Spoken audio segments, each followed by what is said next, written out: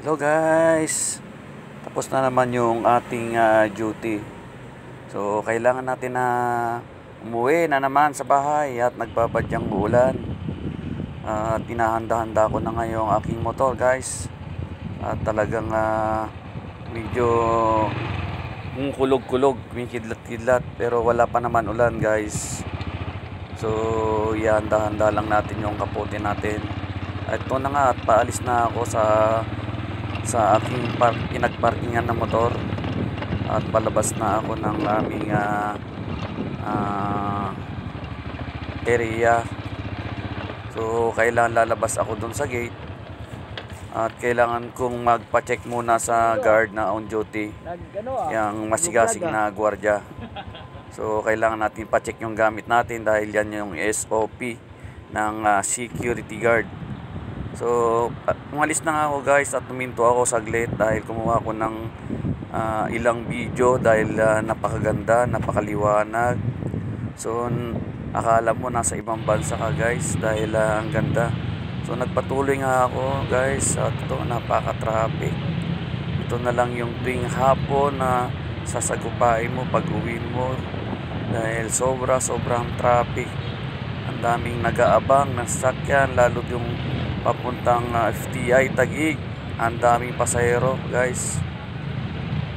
Talagang dahan-dahan lahat yung motor. Halos hindi ka makasingit guys. Ang daming jeep. Hindi ka basta-basta makakasingit sa dami ng sasakyan, sa dami ng motor.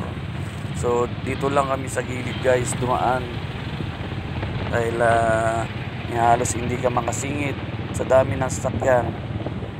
So hindi mo rin kailangan magpatakbo na mabilis. Ito guys, oh.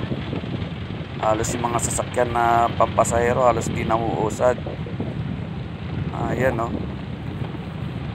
So sunod-sunod lang sa mga kapwa ka motor.